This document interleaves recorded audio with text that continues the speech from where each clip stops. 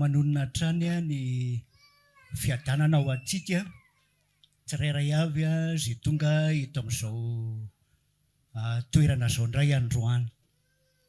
Dia miarahaba an'ireo rahalahy sy anabavy ihany koa maneran-tany izay manaraka amin'ny alalan'ny tambajotra tserasera Facebook sy ny YouTube. Dia miarahaba antsika tonga soamantsara eto androany. Mety nisy ady maro natrehanao talohany nahatongavana teto, fa Andriamanitra no nandamina dia Andriamanitra no nitantana anao ka tonga soamantsara eto indray ianao. Ho anay mivady manokana ny alatra ny antrano izay dia niezaka ny ho tonga aloha fa tsy nety, fa feno hatrany ny bus ny ahafahana tonga aty. Dia nitebiteby fatratra hoe tena Andriamanitra mba halaminy ity programme ity, fa efa notendrenao hitondra ny teny androany dia sao dia zahay indray ny tara. Dia misaotra ny tompo fa nisy tômôbilina nomeny, fa teny an-dalana teny mbola nisy ady indray fa ny tômôbilina izay nitondra anay dia nandona bisikileta. Tena naratra ilay nanao dobla tamin'ny bisikileta. Dia eo indray hoe aza hita moa tiako hoe tafajanony eto, dia hoe ajanony eto ny tômôbilina ary vola ry alavitra be ary misy an'izany. Fa tonga moa ny pôlisy dia nijery dia jereny zahay tena naty arabe ny tômôbilina, dia hoe tsy defoan'ny tômôbilina izany fa defoan'ilay bisikileta. Dia afaka nandeha ihany izany dia ny marary moa nentina teny amin'ny hôpitaly. Manaraka izany ny isika roa andro lasa izay dia nankalaza ny fetim-pirenena. Fetim-pirenena milaza ny faha-enina amby enimpolo taona nahazahoana ny fahaleovantena, izany hoe nisy ady natrehana tamin'izany. Dia rehefa ny ady dia nandresy dia nahazo ny fahaleovantena. Dia ny lohahevitra entsika hifampaherezana eto androany dia ny antsoina hoe ny adin'ny kristianina. Ny adin'ny kristianina. Ny raha jerentsika ny famaritana ny atao hoe ady dia maro ny famaritana lazain'ny dictionnaire sy ny sisa ny famaritana ny atao hoe ady. Fa ny ady androany endritsika hamaritana azy dia izay ady hiompanan'ny lohahevitra antsika hoe ny adin'ny kristianina. Ka ny famaritana izany hamaritantsika ny ady dia hoe fifanandrinan-kery amina samy fanjakana. Fifanandrinan-kery amina samy fanjakana. Izany hoe misy hery roa mifanandrina izany ao amina fanjakana. Dia tsy maintsy misy anankiray amin'ireo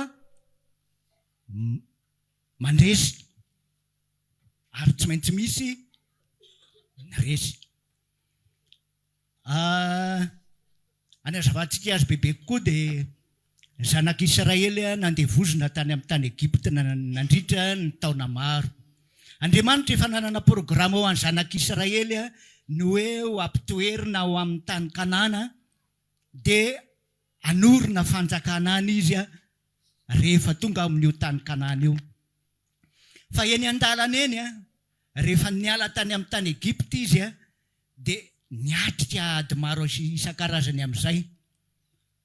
Alohan'ny ahatongavany eny amin'ny tany Kanana mba handraisany ny lova izay efa nomanin'Andriamanitra ho azy.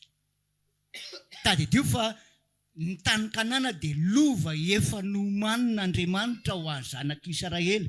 Ka na inona zavatra hitranga eo ny ao anatin'ny fon'Andriamanitra tsy maintsy tanteraka, tsy maintsy ho tongan'ny zanak'Israely. Fa eny an-dalana misy ady tsy maintsy hatrehana. Dia tahaka izany koa tsika eo amin'ny fiainantsika andavanandro. Hoy izy ny tenin'Andriamanitra hoe isika dia taloha koa tsika niaina tao amin'ilay fiainan'izao tontolo izao, fa nantsoin'Andriamanitra ny ala-tany amin'ilay fanjakany maizina ho amin'ny fanjakany mazava. Dia izay ilay fanjakana anankiroa mifanohitra izay, ilay fanjakany maizina sy ny fanjakany mazava. Dia androantsika hijery hoe niady tsy hoe tamin'ny andro ny zanak'Israely fa niady efa nisy hatr'izay tany an-danitra dia efa nisy ady. Tsy hoe nisy zanak'olombelona akory nahaterahany ady satria samy manana ny filany zanak'Israely fa hatramin'ny tany an-danitra mihitsy dia nisy ady dia ny adin'Andriamanitra tamin'ny anjelim-piodina. Isika zany dia taranaka an'le Andriamanitra mpiady mahery. Exodosy no miteny an'izany ozy izy ny hoe ao amin'ny bokin'ny Exodosy 5:17 izy dia misy tenin'Andriamanitra mivaky toy izao amin'ny anaran'i Jesosy. Raha mijeritsika dia hoe Jehova dia mpiady mahery, Jehova no anarany. Jehova dia mpiady mahery, Jehova ny anarany. Izany hoe Andriamanitra mihitsy mpiady. Dia izy io misy fomba fiteny izay hoe tahaka ny basina anglisy izy feon'ny rainy ihany ny feon'ny janany. Izany hoe raha Jehova mpiady mahery, isika zanany koa zany nateraka ho mpiady mahery tsika. Alleluia. Dia izany indrindra ny antony nampanoratin'Andriamanitra ny amin'ny Timoty 1:9 indray mba hajerentsika vetivety hoe izay manana baiboly dia mba samy manokatra moa, izay manana telefônina mba anokatra moramora izay lazainy ao. Ozy izy ny tenin'Andriamanitra rehefa hitantsika.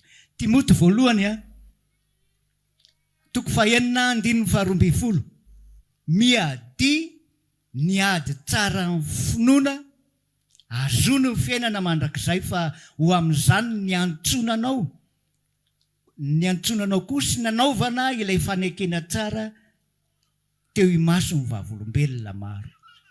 Isika zany dia nantsona iady. Ary zany ozy izy ny tenin'Andriamanitra no niantsona antsika ihany koa teo anatrehan'ny vavolombelona maro. Azavaina kely aloha ny ady. Ny ady dia misy karazany roa. Azavaintsika ihany satria tsy hoe tsika rery akory no andreny hafatra androany fa mety misy koa ny olona tafiditra navelan'Andriamanitra hibolisatra dia tafiditra ao anatin'ny pejy misy atsika dia anaraka ny fampianarana. Fa ny ady dia misy karazany roa. Ny ady voalohany dia ady tsisy hidirantsika zanak'olombelona. Fa ady nataon'Andriamanitra ho atsika, anavotana atsika, analana atsika tany anatin'ilay fanjakany maizina ho amin'ny fanjakany mazava.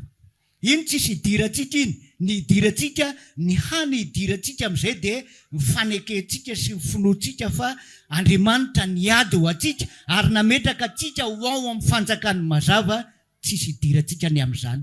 Fa fanekena izay nataon'Andriamanitra izay no ekena amintsika, no ataontsika dia miray lova miady lahy teo ambony hazo fijaliantsika mahazo ny paradiso ao amin'Andriamanitra. Fa ny ady anankiray faharoa kosa, izany hoe raha misy manaraka zany amin'izao toriteny izao ny amin'ny tambajotra dia izao hoe ny zavatra voalohany aloha atao dia ny ahafahantsika tonga ao amin'ny fanjakan'Andriamanitra. Fa raha mbola tsy tonga ao amin'ny fanjakan'Andriamanitra tsika, ny ady tsy maintsy misy. Fa saingy izao rehefa miady amin'ny tsy fomban'Andriamanitra tsika sy ny fitarihan'Andriamanitra dia tsisy dikany ny ady ataontsika. Ary na tsy hoe sanatria, na sendra mandresy azy kanefa mbola tsy ao anatin'ny fanjakan'Andriamanitra dia tsisy fiantraikany eo amin'ny fiainantsika izany fa toy ny fiainantsika teo aloha ihany ny fiainantsika.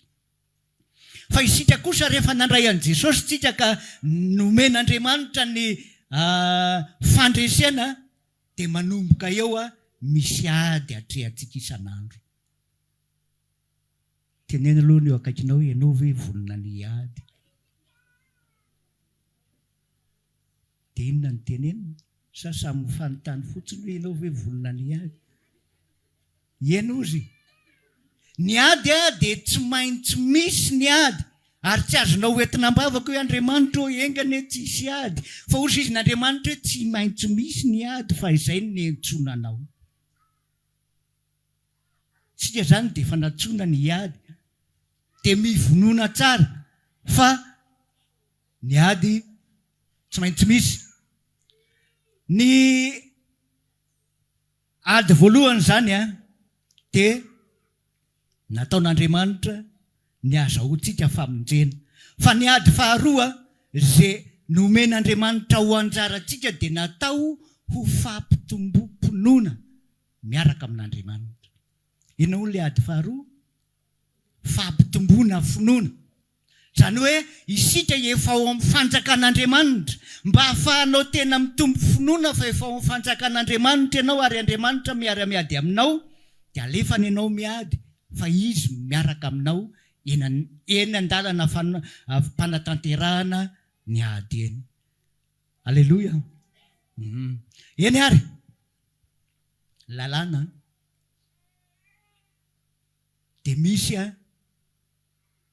fepetrany ady atao. Tsy hoe rehefa miady akory dia tonga dia alefanao amin'izay ady fanaovanao azy eo,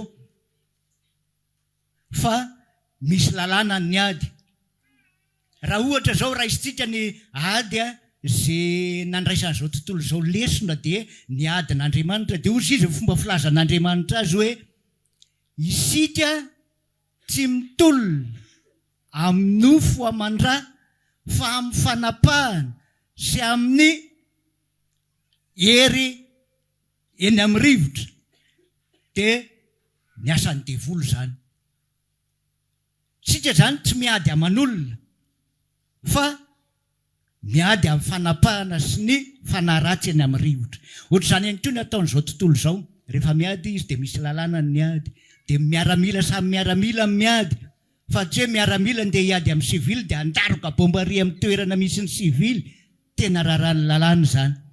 Dia tahak'izay ny koa ny ady atrehantsika, ny aditsika tsy hoe ndeha andaroka sivily tsika dia vita ny ady, fa le miaramila anankiray ao amin'ny fanjakana anankiray dia any amin'ny fanjakany maizina no ananatsika fahefana ny fiadiana aminy.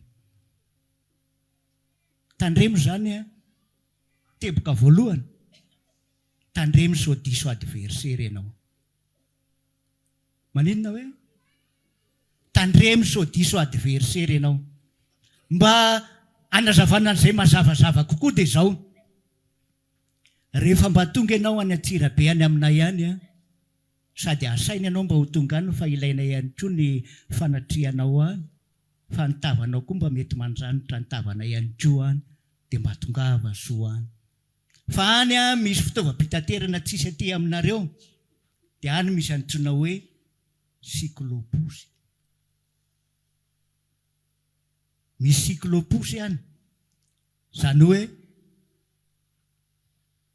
io cyclobus io dia natao fitaterana. Dia andray ohatra tsika hoe nandeha ianao zany dia hamanga ny fiangonana any Antsirabe, ny fiangonana hatraty Antananarivo na ny hatrany amin'ny faritra, dia cyclobus. Dia misy olona miantso cyclobus, ianao zany nandeha tongotra teny an-dalana teny, nandeha ianao noho ny tsy fitandrema mpitondra cyclobus dia mifony cyclobus ianao dia naratra. Kay orangaty janona aloha ianao, vetivety mijanona ianao. Mijanona izy, ianao mahazo mandeha ianao, afaka ianao, fa ity posy ity mihitsy namely aty ao. Ozizinao amin'ilay cyclobus. Ny olona rehetra izay nahitanao nandalo dia nataony tileraka. Cyclobus aby ny dakanao, fa inona ny tokony natao? Le mpitondra an'ilay cyclobus ny tokony fampiresahana. Fa ahoana ianao no tsy mijery, ahoana ny takazao, fa tsy ilay cyclobus no dakanao. Izay le hoe tandremo so diso adresy ianao ka any amin'ny olona tokony tsy edinao ny edinao. Fa inona ny tokony edinao? Le anton-javatra na le zavatra nanosika le olona, le fanao tao ambadika ny nahatonga ny tsy fifankazaona sy ny tsy fifandraisana. Ino no anjarantsika miady azy? Tandremo so diso adresitsika ny amin'ny ady izay atao. Tadidio fa rehefa miady any miaramila anankiray dia tsy maintsy misy fiofanana atao. Tsy maintsy misy fampiofanana atao amin'ny miaramila andehanavitra. Tsy hoe tonga ny fitsara-miaramila dia lasa ianao ny tsara-miaramila dia lany somatsara ianao. Ay, tonga ato anatin'ny sehatry ny fanompoam-pirenena Rahalahy Bernard. Arabany ianao zany tonga soa.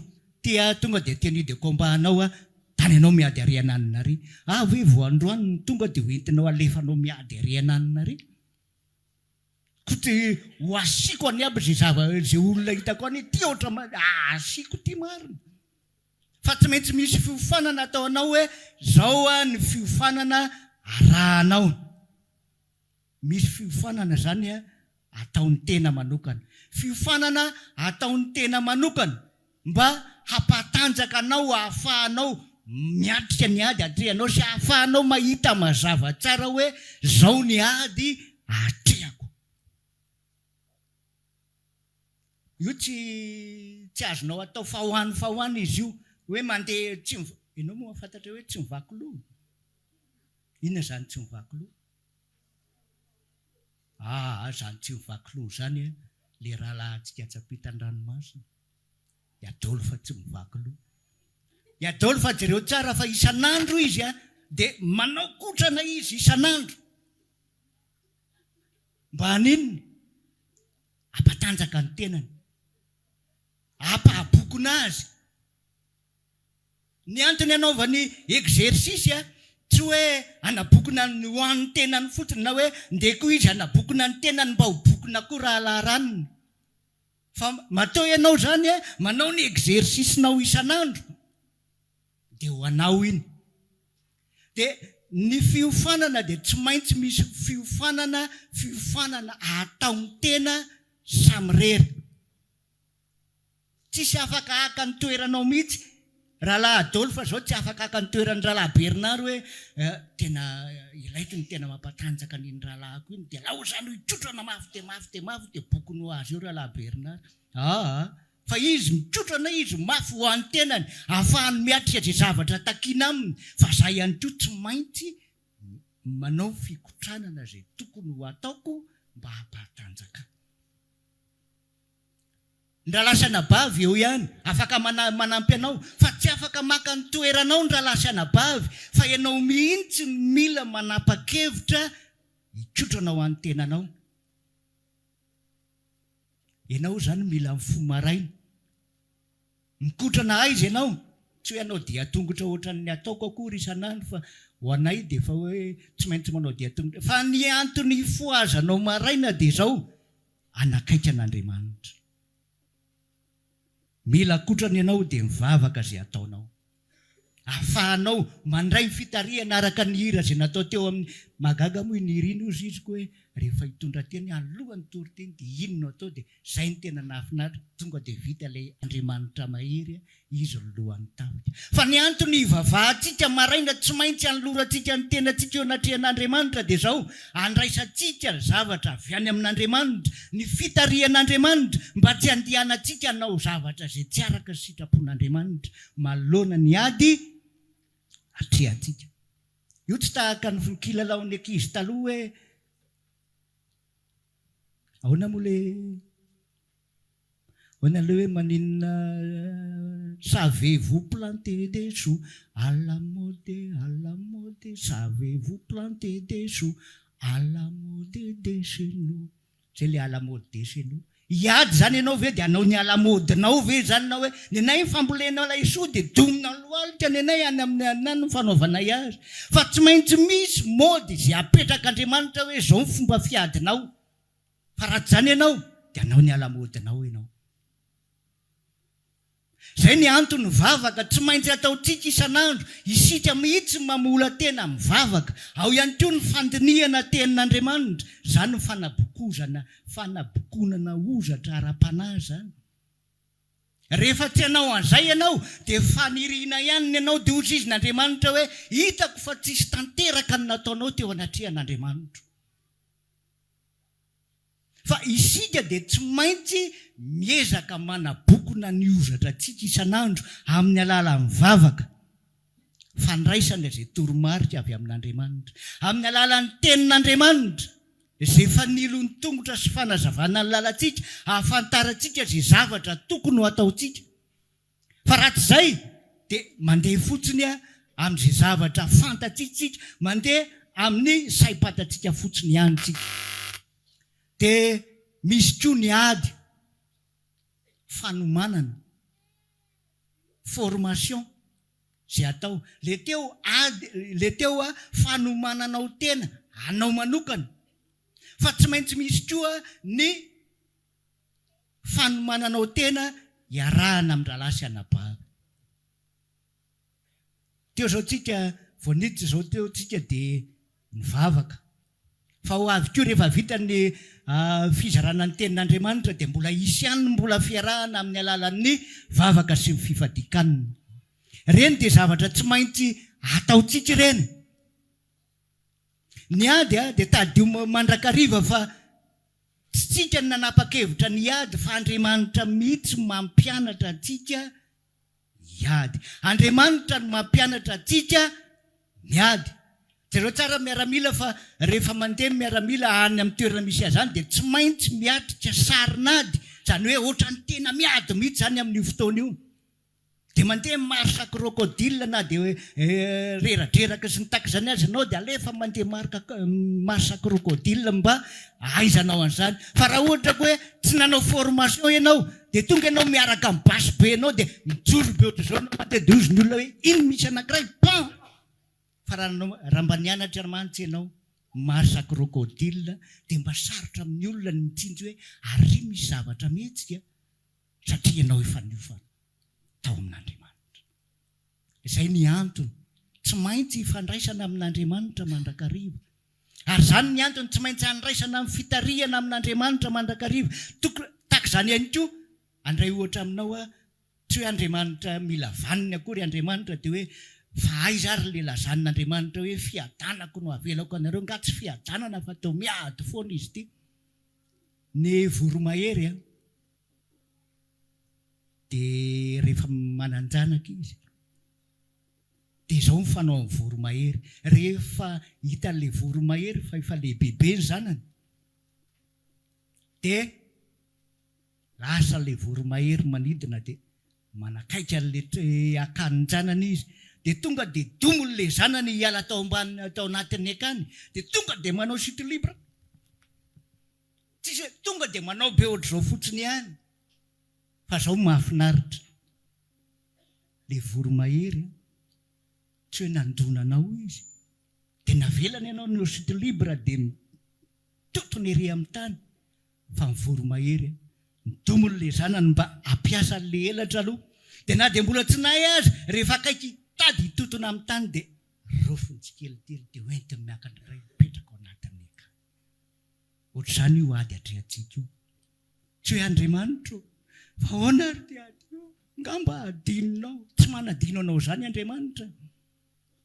Ny vehivavy mampinono tsy hoe ny vehivavy mampinono mety manadino ny zanany minono.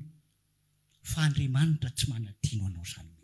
Eny fa na ao anatin'ny ady sarotra heverinao tena sarotra aza ny ady anao, tsy Andriamanitra manadino anao izany. Zanany ianao, matoky ianao, ny adinao tsy adinao intsony, ny fiainanao tsy fiainanao intsony, fa rehefa tonga zanak'Andriamanitra ianao, fiainana miaraka amin'Andriamanitra ny fiainanao. Ka io adinao io, tsy adinao rery io, fa adin'Andriamanitra ihany koa izy io. Eo ny ady izay tsy maintsy mila fanomanana ihany koa ilay hoe miaraka amin'ny rahalasy anabavy. Ohatra tsika moa izao ao akatoky ny fanaovam-baolina moa izao tsika izao mondial. Dia misy manaraka mondial dia lasa mondial.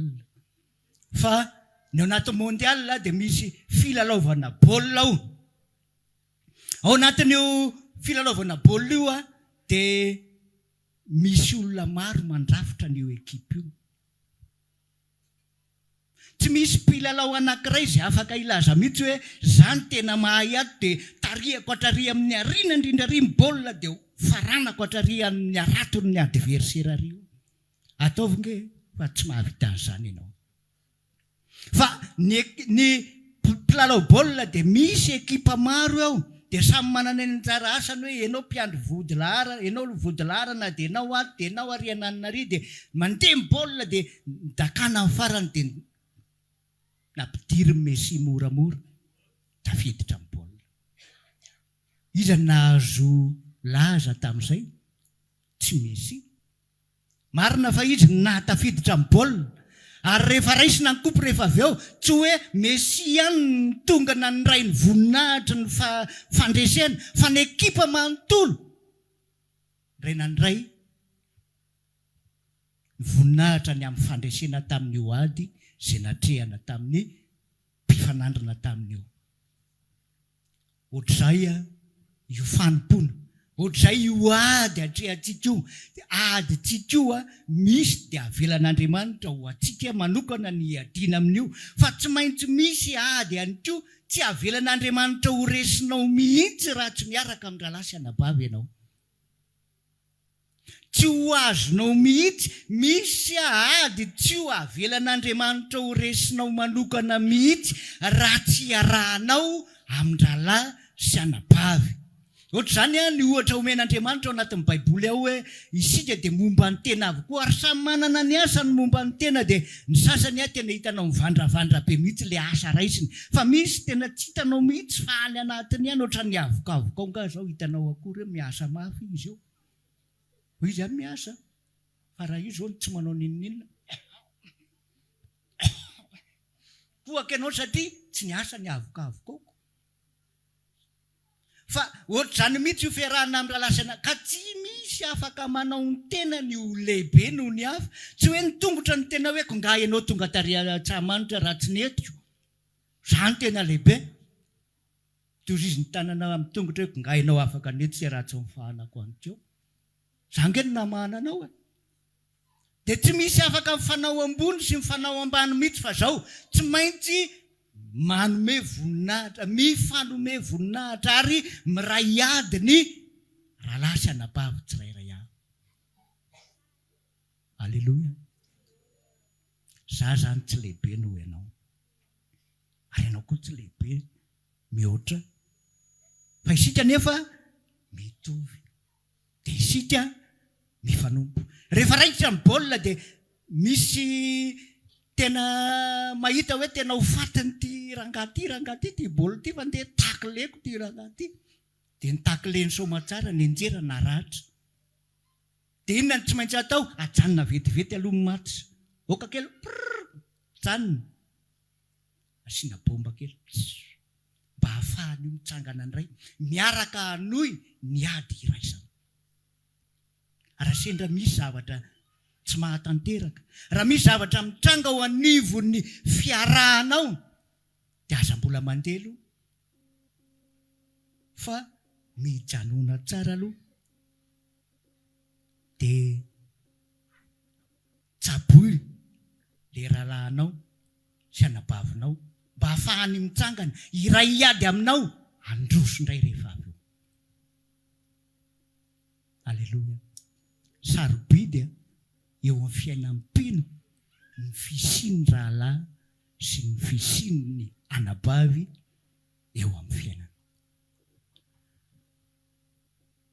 Eo zany dia niteboka hitantsika indray teo dia zao hoe tsy maintsy mila fanofanana ny tsirairay.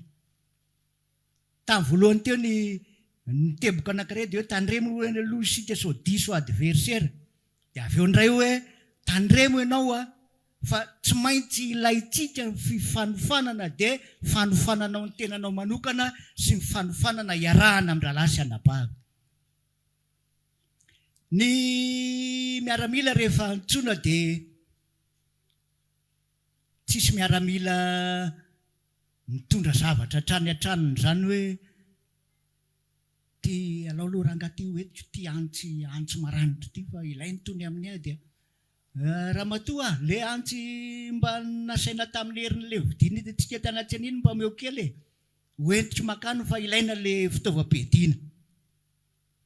Dia anangona zay fotoa ny miaramila tsy mivelona amin'ny hareny tenany, fa mivelona amin'ny fampitaovana omeny fanjakana azy. Vatatenanao zany no mila hoentinao any, vonony irotsaka ho amin'ny miaramila, dia ny fanjakana no mampitao anao ao. Ny olona anankiray rehefa tonga zanak'Andriamanitra dia ampitaovin'Andriamanitra ny amin'ny zavatra rehetrarehetra mihitsy izy, ny amin'ny fanomezam-pahasoavana. Tsy misy olona izay hoe tonga tao amin'ny fanjakan'Andriamanitra dia tonga ao izy dia ohatran'ny tsy manana ninninina mihitsy, tsy manan-katao, fa efa nampitaovin'Andriamanitra ny fanomezam-pahasoavana ianao. Ary io omeny arak'izay sitraky ny fony, ary io omeny araky ny fahaizanao mampiasa an'io fitaovam-piadiana io. Ohatran'ny ny Davida zao mena azy ny fitaovam-piadiana ny Saoly, fa tsy nety taminy satria tsy iny ny sahaza azy, fa Andriamanitra manana ny sahaza ho anao, dia raisy ho anao zany. Tadidio na ikotrana ianao na tsy ikotrana, ny ady tsy maintsy atrehana.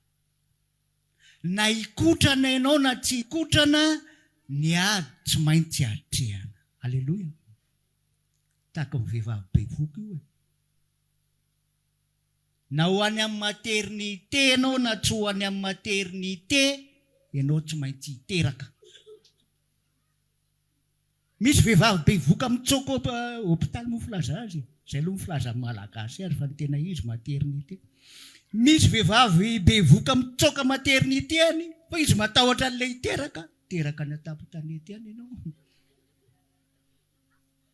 Ka ny ady tsy maintsy misy, ny ady tsy maintsy atrehana, ary le tompo ny ady mihitsy miantso anao hiady, dia aza mitsoka ady. Maninona hono hoe? Aza mitsoka ady. Teneno ilay akaikinao, aza mitsoka ady hoe, fa andao atrehana ny ady. Ino tsara ilay tenentsika, andao atrehana ny ady, zany hoe olona maromaro miaraka miatrika ady, fa tsy hoe ndeha atrehako rery ny ady, fa andao atrehana ny ady. Aleloia. Raiso ny toeranao, fifanomen'Andriamanitra anao, ny fiadina ny ady tsara ny finoana. Miadia ny ady tsara ny finoana, fa misy valosoa omen'Andriamanitra anao. Ny antony adinao zany dia misy zavatra tian'Andriamanitra omenanao ao sy ho zaraina aminao. Ka rehefa miady ianao dia aza manao kitoto, aza manao fahoany, fa ataovy amin'ny fonao manontolo. Ny ady atrehana dia misy valosoa omenanao. Misy valosoa omenanao. Eo ihany ny valosoa any an-danitra hoe ny satroboninahitra omenanao, eo ihany izay. Fa rehefa vita ny ady lehibe ao anatin'ny 7 taona eto ambonin'ny tany, rehefa vita ny fahorimbe eto ambonin'ny tany, dia mbola hiverina ny tompo dia anjaka 10 taona amin'izay eto ambonin'ny tany. Dia amin'izay ianao mba mahafaly ny tompo hoe, ry rahalahy, ianao nahatoka ianao dia ianao manapa tanàna 5 ery ananiny ery. Ianao any Irak ianao zany, fa tsisy aditsony any, fa mba manjaka ao ianao zany mandamina ny tanànao.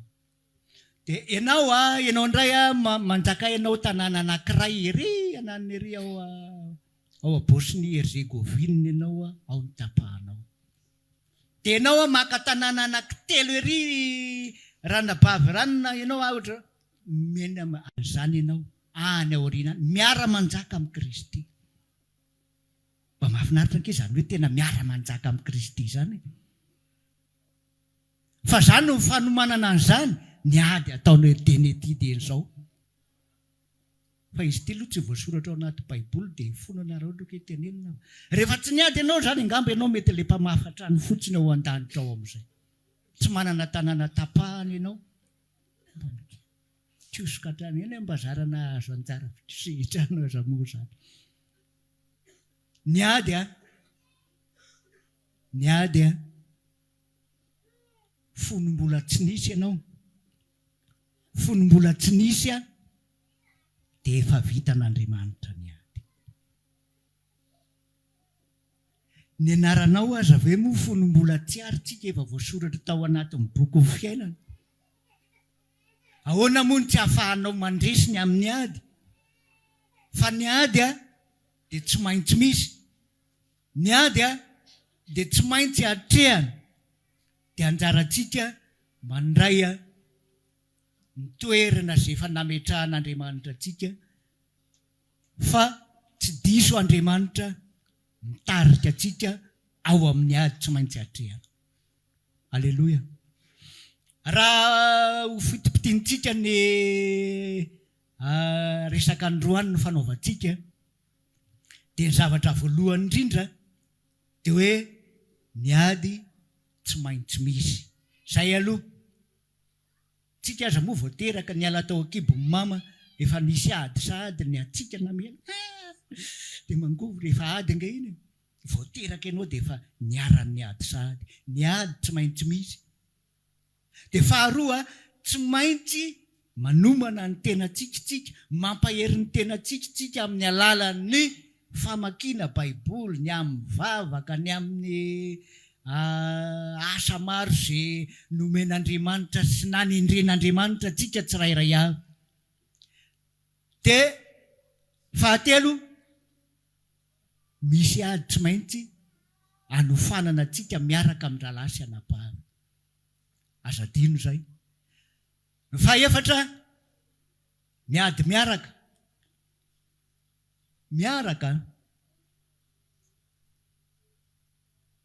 Ny ady tsindriko manokana ity, ny ady ny tena misy, fa ino moa fa ny tena nanendren'Andriamanitra antsika dia ady iarahana. Tadidio fa misy teny anglisy anankiray izay mahafinaritra mihitsy io ziziny hoe united we stand, inona ny toyiny? Divided we fall. United we stand. Raha mivondrona isika dia tafatsangantsika amin'ny ady izay atao. Fa ny divided we fall. Fa raha misaraka tsika tsisy ninninona azo atao. Firodanana, tena mirodana, tanteraka, tsisy ninninona azo antenaina. Dia atao zavatra lehibe nanomezan'Andriamanitra ny rahalahy sy anabavy hiara-iady aminao io. Dia ny amaranantsika azy, ny ady efa vitan'Andriamanitra. Dia miravoravo ianao manoloana ny ady hatrehanao, fa ity ady ity hiatrehako ity dia tsy maintsy mifarana. Tsy maintsy hifarana ity ary Andriamanitra mamarana anio.